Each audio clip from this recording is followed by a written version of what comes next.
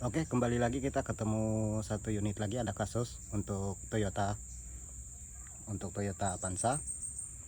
Di sini kasusnya ada dua kode DTC. Yang pertama P0135 dan P0505.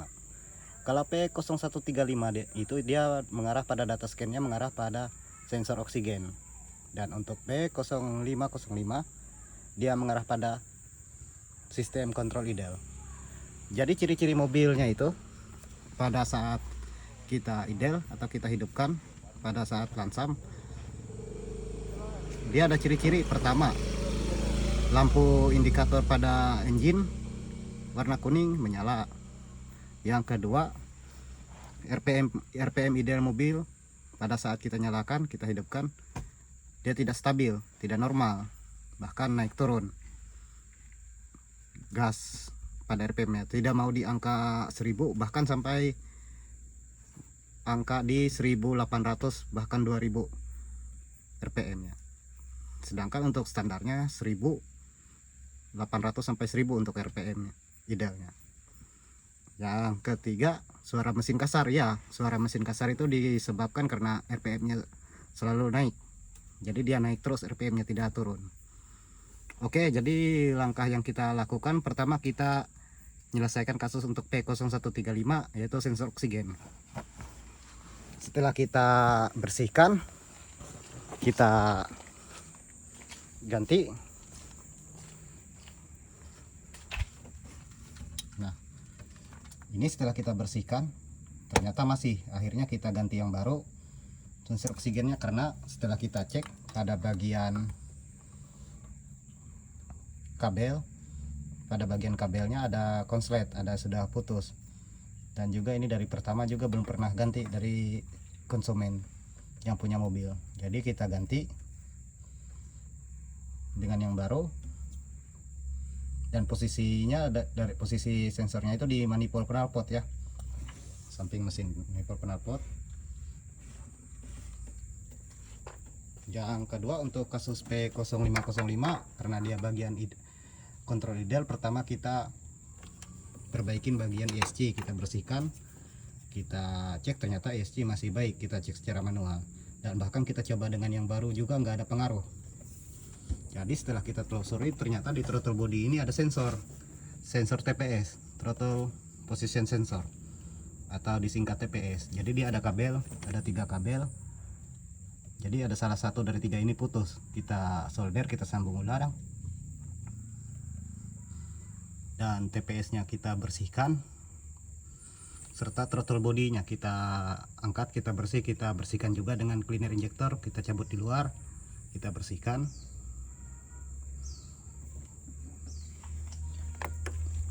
Oke, itu untuk yang penyesuaian secara fisiknya. Oke, mari kita coba scan lagi. Kita hubungkan dulu kabel DTC scanner.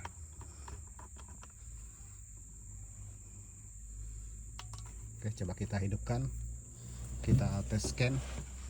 Kita gunakan Autel MX808, kita coba cek langsung ke menu maxi check, diagnostis, Asia, Toyota,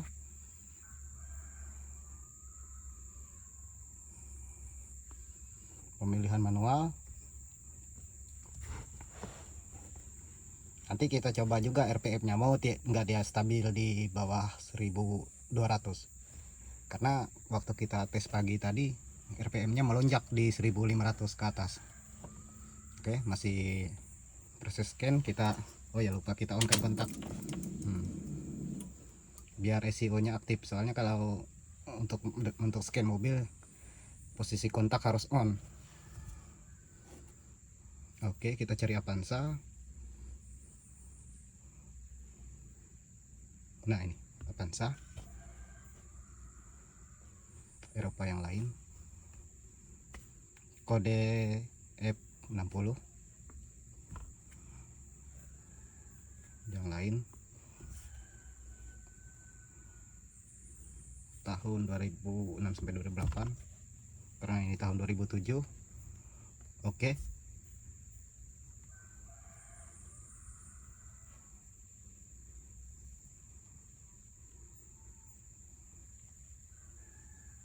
Oke, coba kita diagnosa. Dia men-scan mesin, lulus, tidak ada kesalahan. Oke. Transmisi yang dikendalikan secara elektrik SCT, tidak ada tanggapan karena mobil ini masih belum SCT. ABS tidak ada tanggapan karena belum ada pakai ABS. SRS airbag juga tidak ada. Immobilizer karena mobil ini masih belum pakai immobilizer. Oke, ternyata tidak ada kesalahan. Oke, coba kita start mobilnya. Oke, kita lihat indikatornya.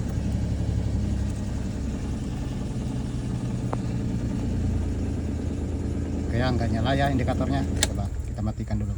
Kita on. Nah, yang itu warna kuning. Kalau tadi kan nyala terus untuk indikator engine-nya.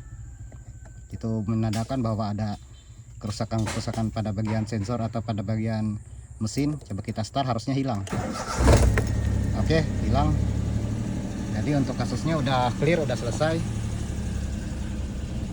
Nah, karena dashboardnya ini kan tidak ada RPM ideal, jadi kita nggak tahu berapa angka RPM-nya ini. Oke, kita coba langsung aja. Karena di dashboardnya kan tidak ada angka RPM, jadi kita tidak tahu berapa keluaran RPM dari mesin yang dikeluarkan ini. Coba kita langsung lihat di by scan aja, by data scan. Oke, kita langsung ke tes aktif.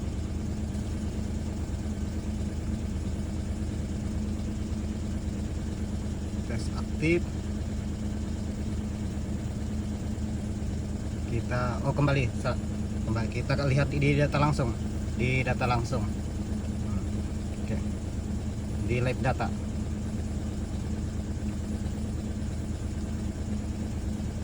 Di live data kita lihat kecepatan mesin. Oke, kecepatan mesin.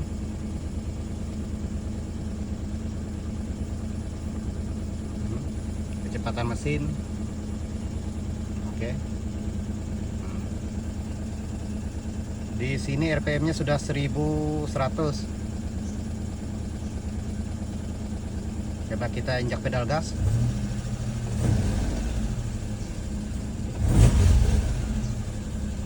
Harusnya turun. Oke.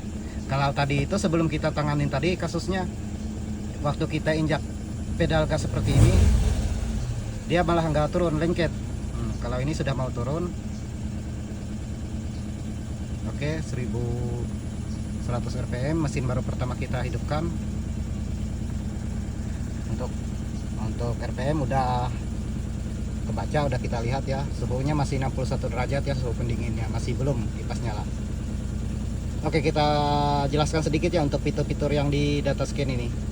Kita kembali dulu. Kalau kode masalah ini, pertama di sini kan ada 4. Kode masalah, data langsung, tes aktif, dan fungsi khusus.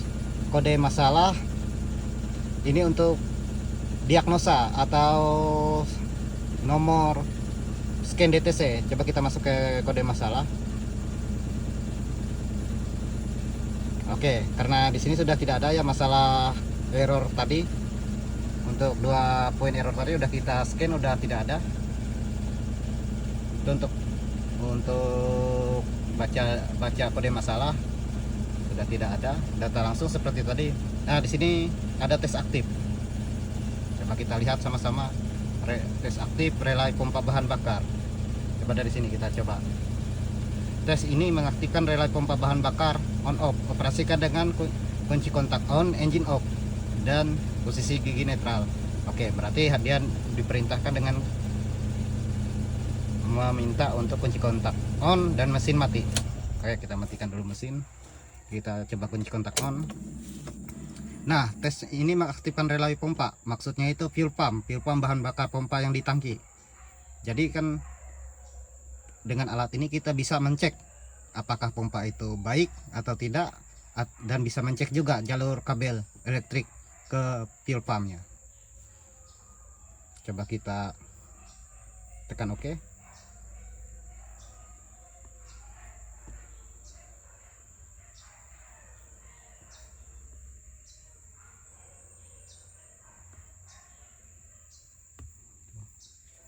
Oke. Oh, di sini langsung kita pencet pada aja, pada. Nah, ada suara kan tadi. Kalau dari di dalam mobil ini kedengaran suara fuel pumpnya. Oke, kita coba ulang lagi ya. Kita coba ulang lagi. Tes aktif. Relay pompa bahan bakar. Oke. Oh, ini cuma sekedar tampilan aja kayaknya, biar sembarang aja di coba di sini.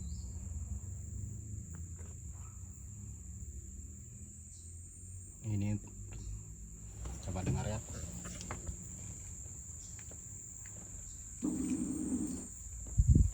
Nah, oke, kita itu tadi untuk mentes suara. Tadi kedengaran kan suara fuel pumpnya untuk di dalam tangki. Oke, kita coba yang lain, fitur yang lain apalagi. Tes aktif,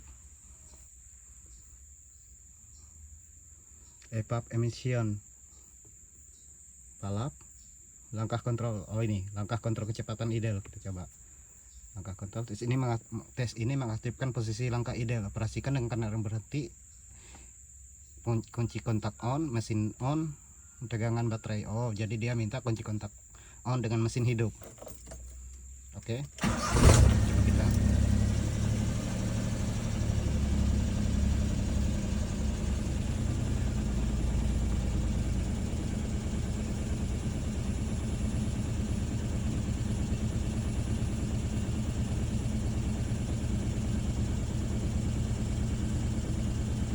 Kecepatan mesin 1100 rpm. Oke, 1100. Langkah kontrol kecepatan tutup 10 langkah.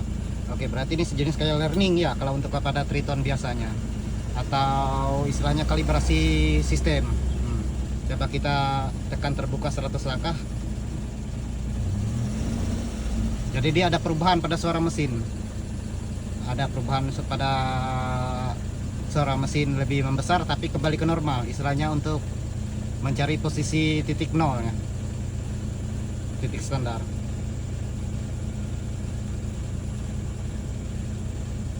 Oke, kita coba masuk, kita tes ini pakai on kipas, operasikan. Oh, ini untuk mentes kipas. Oh, kipas radiator. Coba kita tes ya, kita matikan matikan mesin dan engine off. Jadi tes apa itu, kita coba operasikan dengan kunci kontak on. Oke, on, engine mati. Oke, coba nanti saya tekan oke ya, kita lihat.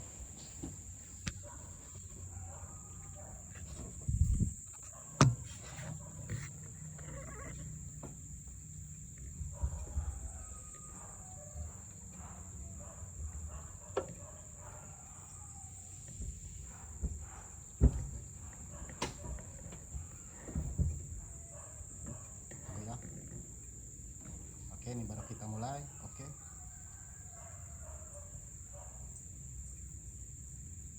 sempat tak keluar ya datanya, salah pencet tadi.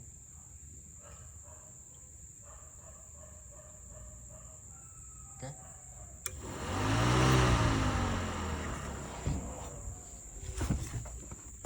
oh, jadi fungsinya untuk ngetes apakah jalur kelistrikan pada ke kipas, dinamo kipas berfungsi.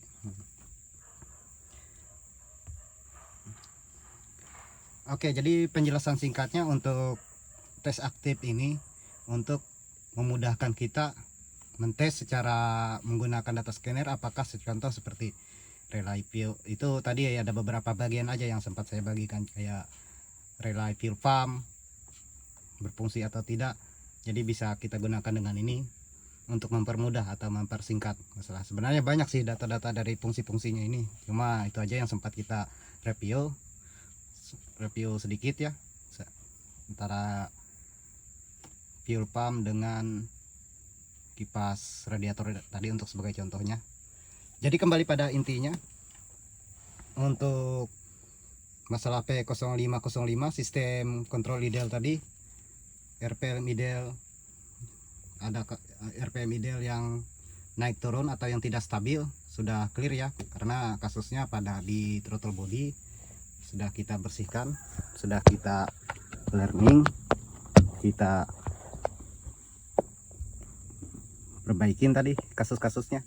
Jadi untuk data scan udah clear, tidak ada masalah, lampu engine udah mati, udah hilang. Dan untuk P0135 sensor oksigen juga sudah tidak ada masalah lagi. Jadi itu aja yang dapat saya bagikan untuk video kali ini. Nanti untuk kasus-kasus lainnya akan saya infokan lagi lewat video di channel YouTube ini. Dan mohon maaf kalau ada kata-kata atau salah atau tata cara video kita kurang rapi atau kurang epic istilahnya, karena kita masih pemula. Oke, itu aja dulu. Terima kasih dan selamat sore.